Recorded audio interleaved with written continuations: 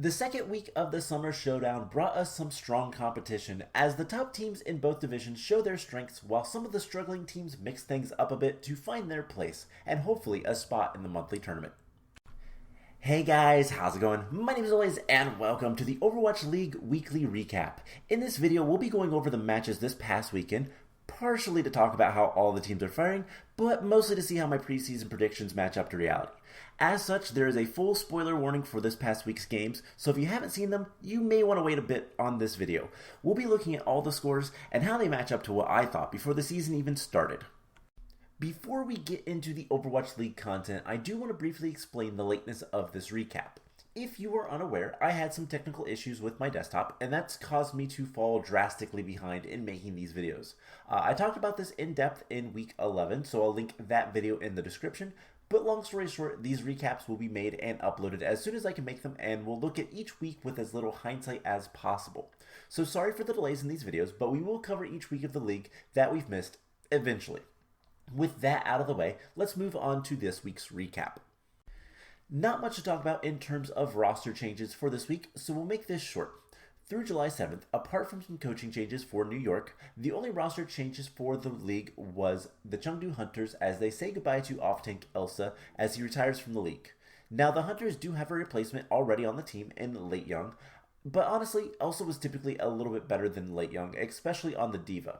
However, Late Young is a little bit more versatile, looking better on the Zarya. So all in all, this will be an interesting change to the Chengdu tank line. I don't think it's going to hurt the Hunters too much, but I also could see it being a bit of an improvement. Honestly, I'm not too sure, but time will tell. First up, the scores this week. My preseason predictions were a little off to say the least. Out of the 12 games, I got exactly 0 perfect. Yep, not a single one right. But in my defense, 2/3 of the rest of the games were merely wrong scores. Starting off, Paris did better in both of their games than I expected, managing to get a map off the shock while completely sweeping the Titans, while Atlanta made their game against Dallas closer than I expected. Vancouver continues to struggle getting swept against the Outlaws when I expected them to at least get a map this week. And in the last game in the West, Washington versus Florida, I expected to be close and it clearly wasn't. As for the games in the East that I just got the score wrong, Philly did better against the Charge than I expected, or the Charge did worse, either way, but Philly stood no chance against Shanghai in a match that I thought would be close. And Guangzhou put up a much better fight against Seoul than I predicted, taking their match to 5 and nearly causing an upset. And segueing into the upsets, 4 of this week, and honestly, I'm not too upset about these. First of all, my prediction of the Washington-Atlanta game went the complete opposite, as Atlanta is looking to be a good team, and Washington is a little bit more inconsistent. Florida put up a good fight against Dallas in a game that was honestly so back and forth that it could have been the one game that I got right this week. And the Outlaws upset the Shock for the second time this year, again flipping my prediction entirely. And in the East, what I thought would be a close game for Seoul against Shanghai was an easy day for the Dragons. All things considered, for not getting any predictions perfect, not a bad week. And now let's talk a bit about the 4 East Division teams this week.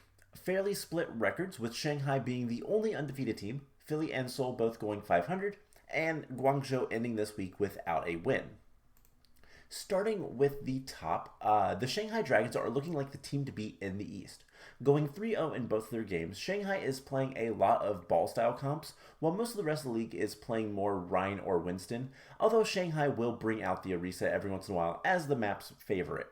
Lip and Fleta are doing a lot of work for this team, with Lip playing a lot of Sombra and Fleta usually on the Tracer or Pharah. Lip is an interesting Sombra player, as I think he built EMPs the fastest by far in the entire league. He even got 2 EMPs in a single extended fight against Philly. But he's just so hit or miss with the usage that sometimes it just doesn't matter. The tank line for Shanghai is also doing well. Fate looks really good on the ball, and Void looks as consistent as he always has. And Izayaki has some great plays against Philly this week on the support. So Shanghai definitely looked dominant in the East, and this meta is really giving this team some comfort picks to rely on. Next, moving down the rankings for this week, we have the Philly Fusion, who went 1-1 for the week.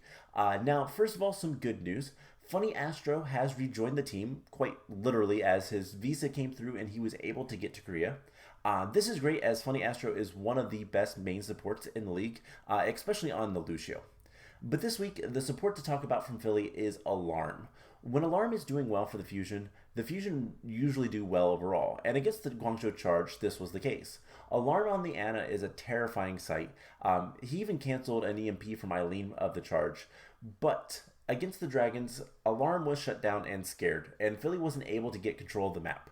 Panic alting and just getting picked a lot from good dives helped prevent the Fusion from getting a map against Shanghai.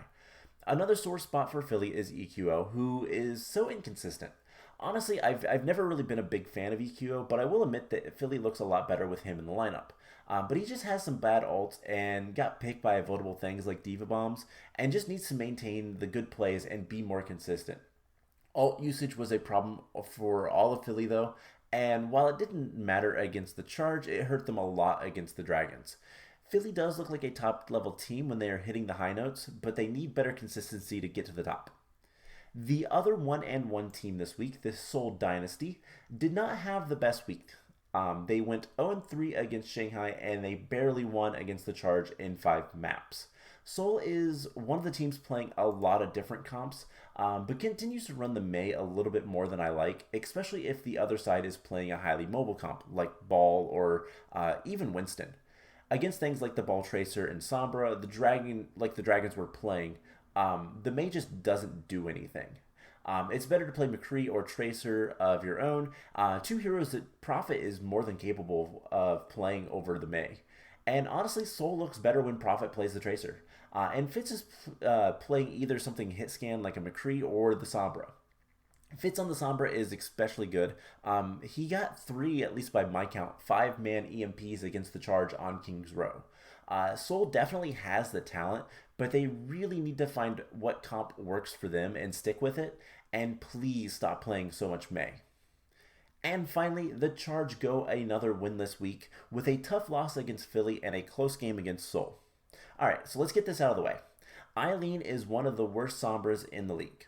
Not only is he super slow at building the EMP, but most of the time he either gets a 0-man EMP or he EMPs with no follow-up and translocates immediately, just completely wasting the ult. I feel like I talk about this every time I talk about the Charge, but I wish they would find a different Sombra player. That being said, Eileen is good at other roles, especially the Echo and the Doomfist, so it's not like I think Eileen is bad in general, he's just awful at the Sombra. But overall for the Charge, Choi Se-won continues to impress on whatever he's playing, but the Charge are just so slow at doing anything, it's hard for this team to win maps. One specific thing I'll point out about this, Rio on the Winston against Philly on Gibraltar, Mano got the Primal quicker, the Winston ult quicker than Rio, despite Rio getting a nano boost and Mano never getting that. That's a sign of a slow building team, and when you're playing a lot of dive like Charge do, that's not a good sign.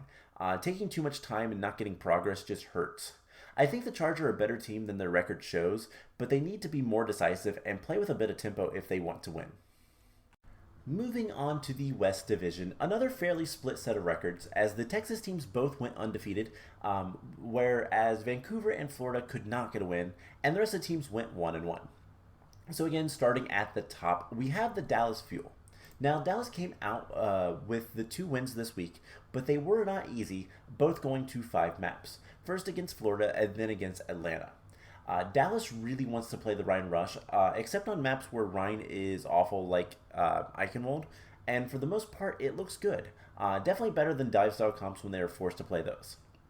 Dallas is really good at building ults quickly, and always seems to have another ult in their pocket to use, even if the ult doesn't really do much. Honestly, I don't really have too much to say either way for the Fuel. They like the Brawl, and the Brawl is messy. The DPS, Sparkle and Doha both did well, especially Doha, and Hanbin was especially fantastic against Atlanta on the Diva, and Sigma as well. All in all, this was a tough week schedule-wise for Dallas, and they ultimately prevailed regardless of the scoreline. But that's what you expect from a top team. Next up for the 2-0 teams, the Houston Outlaws, who once again proved dominant against the Shock and had a nice, relatively easy 3-0 against Vancouver. Houston likes to play a lot of things, playing everything from the Rhine to the double bubble to the double shield, but mostly playing the double shield against the Shock. Houston is one of those teams that likes to play weird things at times, but sometimes somehow things just seem to work out for them. The one play I'm kind of thinking of is on Junkertown against the Shock. The Outlaws recontested the Shock by teleporting directly above them and just jumping down onto them, which is not too surprising of a play, but at the time the Outlaws were playing an Orisa comp. Orisas don't usually do that, but it worked. It drew out ults and the Outlaws were able to get a defense going. Things like that, the creative plays, is what I like from this team. And it speaks well of them that they're able to do those types of things on the fly, as it usually takes a lot of teamwork and trust to pull that kind of stuff off. The Outlaws are also really good at combining ults to get team fights. And if you ask FRD of the Titans, they're also really good at staggering divas. Poor Fried Wiener was staggered so bad on Hanamura, getting to two attempts at remeching before dying, and they just killed so much time.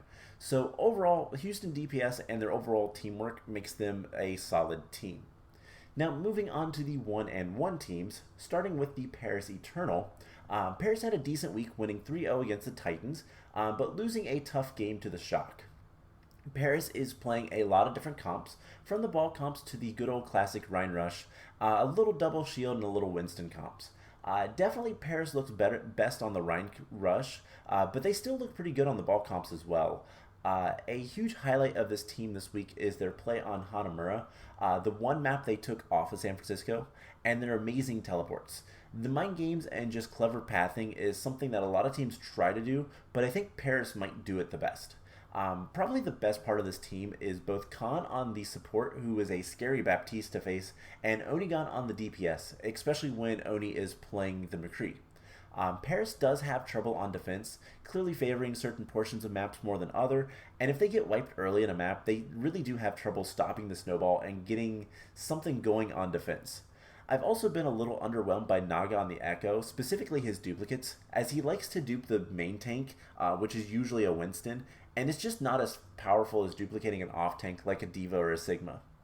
Naga just typically uses most of the duplicated Primal Rage, looking for targets, and that's just a waste. Paris still look like a good team, they just need to be a little bit better on defense. Next, the San Francisco Shock, a team that is doing well in general, but do not look like the championship level team that they've been the last 2 years. This week, winning against Paris, but losing to the Outlaws, the Shock have been playing a lot of different comps, and show a lot of different looks, even with the roster that they field. So let's start with the good.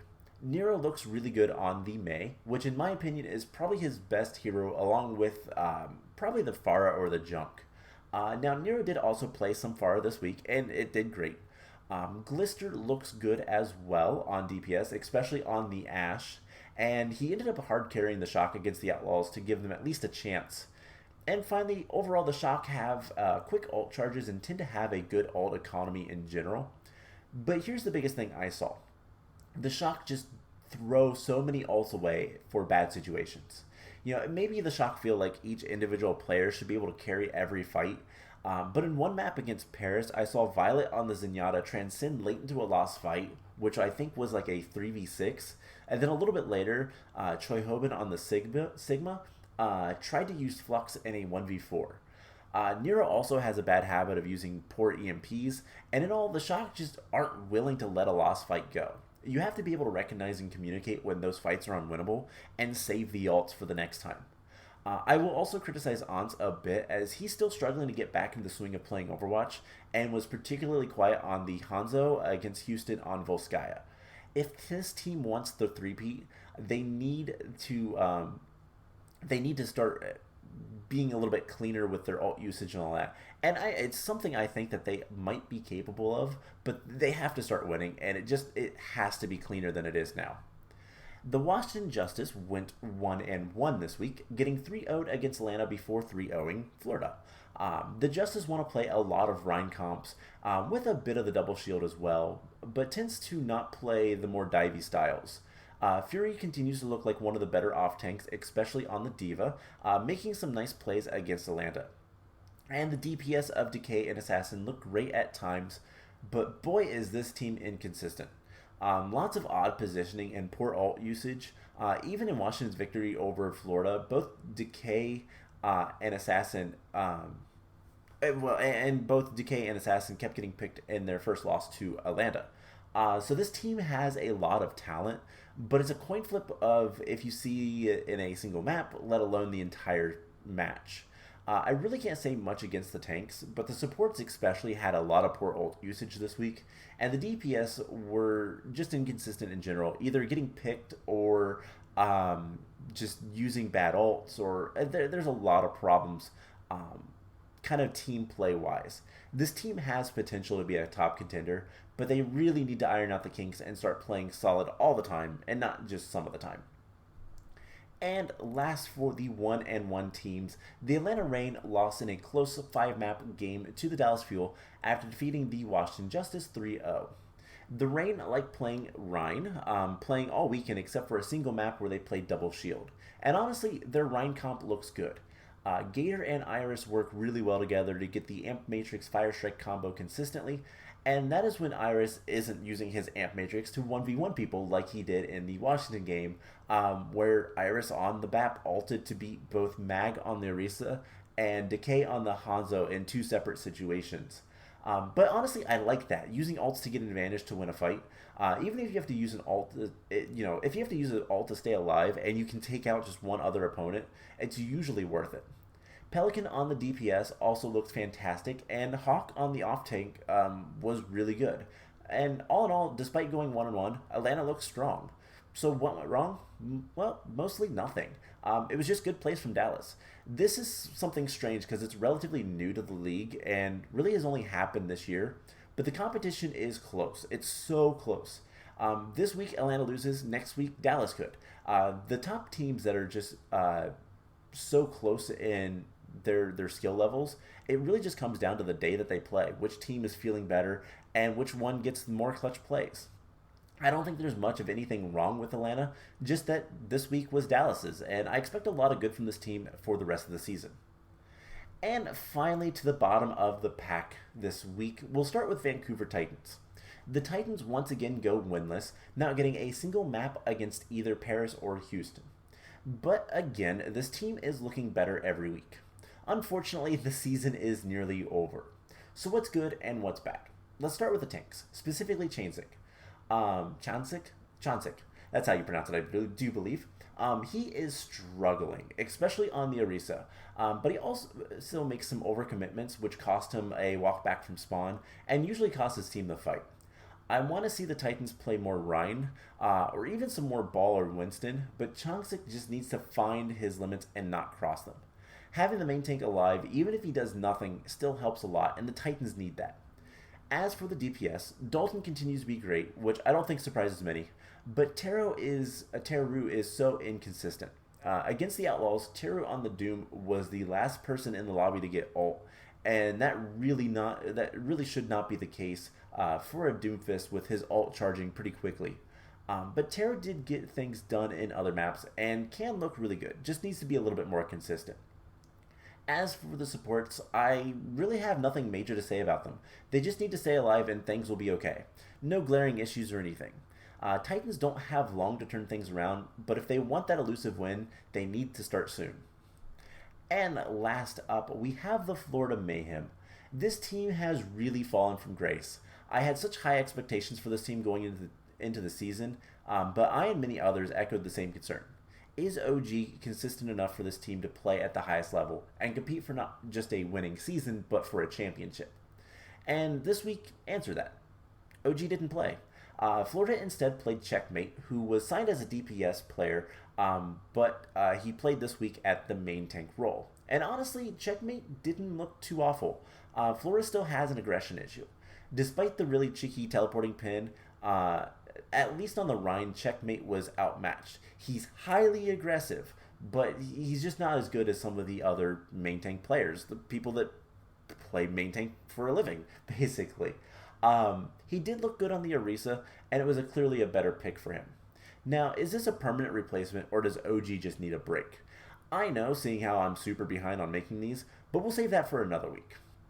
On the other end, for some positive, Gargoyle is so good, and I still think he's one of the most underrated off-tanks in the league, and Yaki continues to play incredibly well on every map, regardless of how the Mayhem are doing. BQB needs to be a little bit more consistent, as when he's playing well, Florida looks a ton better, but when BQB is having more of a quiet game, Florida struggles. All things considered, Florida is having a disappointing year, but it doesn't seem to be just on OG and the main tank role. They need to get things sorted out and fix these problems if the Mayhem want to even have a chance at the postseason. The talent is there, but the team still isn't. And with that, another week done. This week was rough for my preseason predictions, but with the meta changing and teams struggling to find what works and how to be consistent, what do you expect? Now, the next video that I'll be making is a more current playoff video, including a recap of the play-ins that recently happened and a full prediction of the playoffs. Hopefully, I'll be able to get that up before the playoffs start, but I still need to watch all the play-in games and do my normal thing. So, thank you so much for watching this. I hope you enjoyed it. We are slowly getting these videos out, and I will continue working as hard as I can on them. Thank you so much, and I will see you guys in the next video. Bye!